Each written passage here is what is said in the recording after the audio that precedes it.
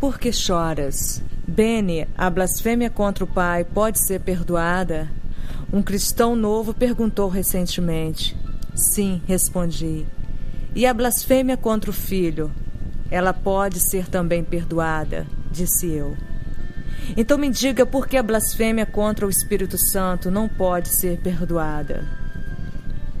Libertação do medo. O assunto é inquietante para inúmeras pessoas, mas o Espírito me libertou do medo de cometer o pecado imperdoável. Ele me esclareceu com tamanha revelação que eu não me preocupo mais com o problema.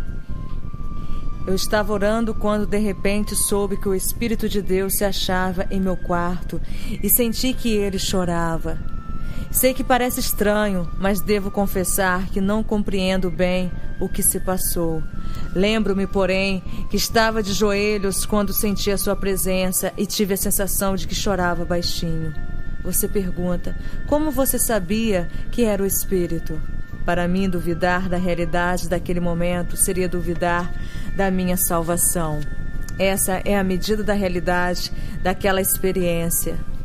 Não posso explicá-la nem entendê-la, mas sei que aconteceu. A experiência foi tão real que eu virei literalmente o rosto para a esquerda e disse: Espírito do Senhor, por que estás chorando? Não houve resposta. Naquele momento as lágrimas começaram a correr pela minha face. Com os olhos molhados, indaguei novamente: Espírito do Senhor, por que estás chorando? Então, repentinamente, todo o meu ser começou a clamar. Não eram mais apenas lágrimas. A realidade do que eu sentia era tão grande que me pus a gemer. O sentimento vinha do fundo do meu coração. Era como se eu tivesse sido quebrantado como uma pessoa que acabou de perder um filho ou uma filha. Os soluços fortes não paravam. Eu estava chorando de noite e não conseguia dormir. Aquilo continuou durante dias e não apenas horas. Não era nada planejado e eu, com sinceridade, não compreendia por que as lágrimas eram tão incontroláveis. Ao todo, a experiência durou por mais de 3 semanas. O fardo tornou-se cada vez mais pesado. Eu sentia como se alguém tivesse colocado um peso de 1000 quilos em minhas costas, apertado os cordões, fechado com uma chave e me deixado sofrendo sozinho.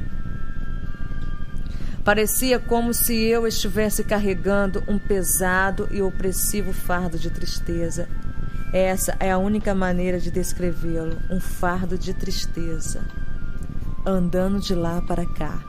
Eu me sentia como o salmista quando ele escreveu: Estou cansado de tanto gemer. Todas as noites faço nadar o meu leito, de minhas lágrimas o alago. Salmo 6:6. Lá estava eu sofrendo sem saber o porquê, andando de lá para cá e procurando uma razão. Levantei os meus olhos e exclamei: Senhor, por quê? Orei para ser libertado daquele peso inexplicável sobre os meus ombros. Naquele momento, o Deus Todo-Poderoso transformou o peso da tristeza em um fardo pelas almas perdidas que nunca havia conhecido antes. O que começou com a minha pergunta ao Espírito Santo, por que estás chorando, terminou com um fardo que transformou a minha vida. Um fardo pelos perdidos que nunca mais me abandonou nenhuma vez até hoje. Saí daquela experiência, embora não a compreenda ainda inteiramente, convencido de que o Espírito Santo sofre pelo mundo. Estou persuadido de que ele busca, em lágrimas, servos que divulguem o amor de Deus.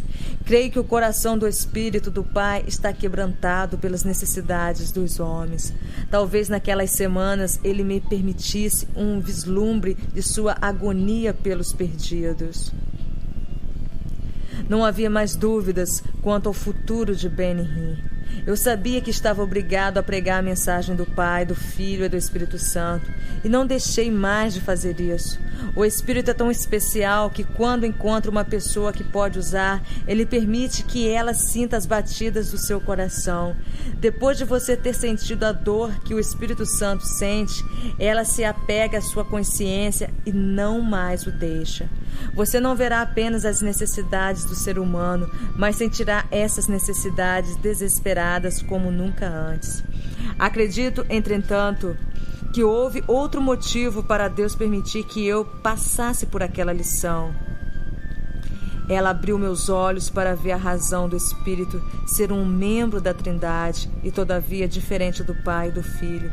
Pude então juntar as peças do quebra-cabeça chamado o pecado imperdoável, insulto e blasfêmia. O que a Escritura diz exatamente? Falando aos fariseus, Jesus disse: quem não é por mim é contra mim, e quem comigo não ajunta, espalha. Por isso vos declaro, todo pecado e blasfêmia serão perdoados aos homens, mas a blasfêmia contra o Espírito não será perdoada. Mateus 12, 30, 31.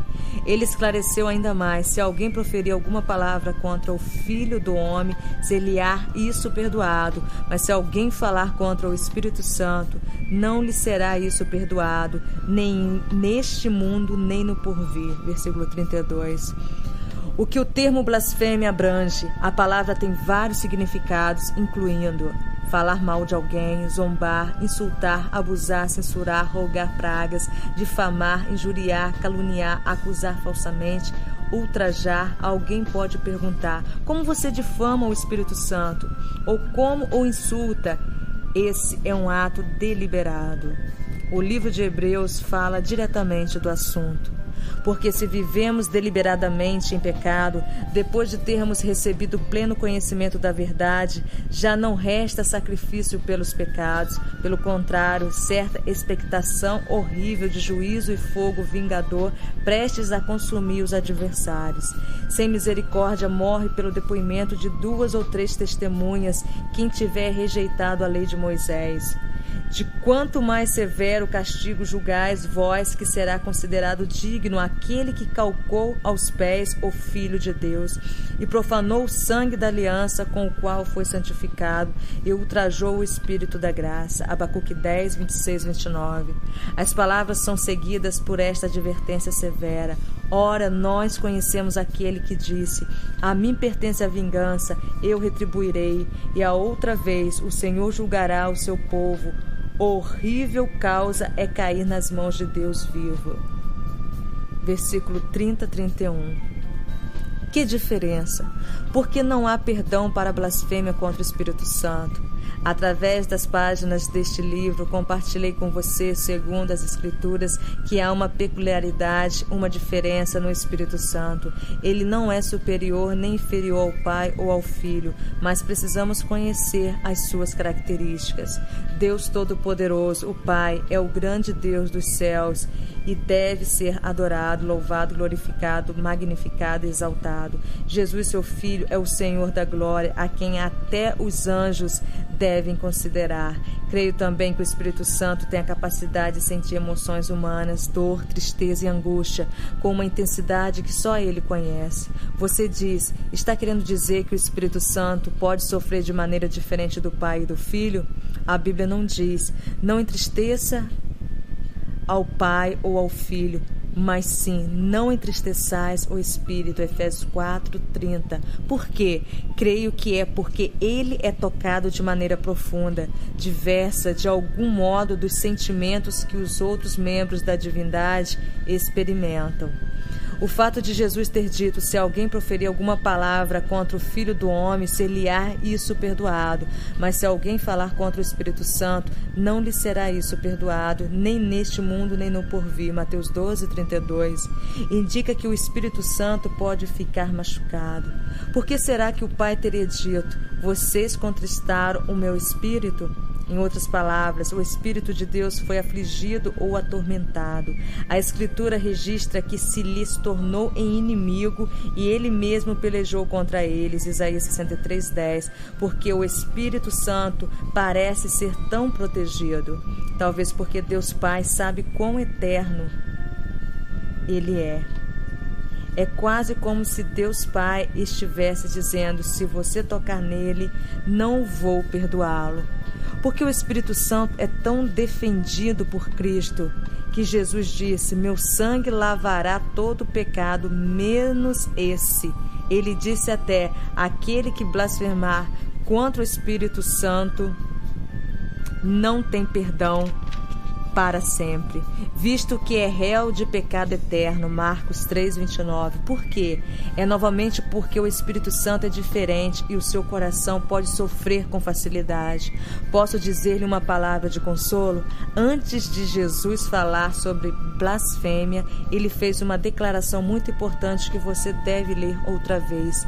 Quem não é por mim é contra mim, e quem comigo não ajunta espalha. Mateus 12:30. Se você está trabalhando por Cristo, não se enquadra na sua advertência. Quando o Senhor falou sobre a blasfêmia, deixou absolutamente claro que admoestava as pessoas que não estavam trabalhando com Ele. Pergunte a si mesmo: estou com Ele? Se a resposta for sim, pergunte então: colho almas para Ele? Se a resposta continuar sendo sim, você pode dizer: então jamais irei blasfemar contra o Espírito. Você está preocupado? Uma adolescente veio procurar-me, convencida de que havia blasfemado contra o Espírito Santo. Você está preocupada? Perguntei. Sim, respondeu com um olhar perturbado. Senhorita, eu lhe disse, o próprio fato de estar preocupada mostra que não cometeu blasfêmia contra o Espírito. Veja bem, a blasfêmia é um ato da vontade que não inclui preocupação. Blasfemar é dizer a Jesus como se afirmando: não me importa o que ele fez. É dizer: o que importa é o valor desse sangue. Blasfemar é insultar deliberadamente o que Deus fez. Você diz: olha, Benny, como posso saber que jamais vou cometer esse pecado? Você não cometerá esse pecado enquanto não desejar cometê-lo. Observe cuidadosamente o que Cristo disse. Ele disse que se alguém falar contra o Espírito, não será perdoado. Essa palavra é vital para a mensagem de Cristo. Falar indica um ato deliberado. É mais do que um pensamento ocioso. Todo o seu corpo se envolve no ato de proferir uma palavra. Se houver blasfêmia contra o Espírito, ele é ultrajado por aqueles que tomaram a decisão de blasfemar. Trata-se de uma volição, uma escolha que você faz. Onde Satanás se coloca em tudo isso? Em minha interação com as pessoas no papel de ministro, sei como o diabo se aproxima delas e tenta encher sua mente com maus pensamentos sobre o Espírito Santo. Você poderia esperar menos dele? Talvez tenha acontecido com você. Algum pensamento impróprio já entrou em sua mente que desejaria que nunca tivesse entrado? Quem lançou esse mau pensamento em sua direção? Claro que foi Satanás. Mas você expressou em voz alta esse pensamento? Não.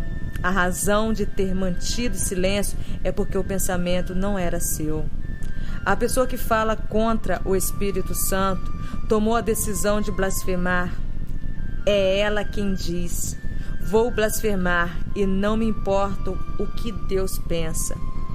Saul blasfemou contra o Espírito Santo quando rejeitou a palavra de Deus. Demas, um dos companheiros de Paulo, blasfemou ao abandonar o Evangelho e voltar aos prazeres da carne. Paulo escreveu: Demas, tendo amado o presente século, me abandonou e se foi para Tessalônica. 2 Timóteo 4:10. Não deixe que eu vá embora. Benny, você nos informou que não podemos blasfemar. O que dizer então de Saul e Demas?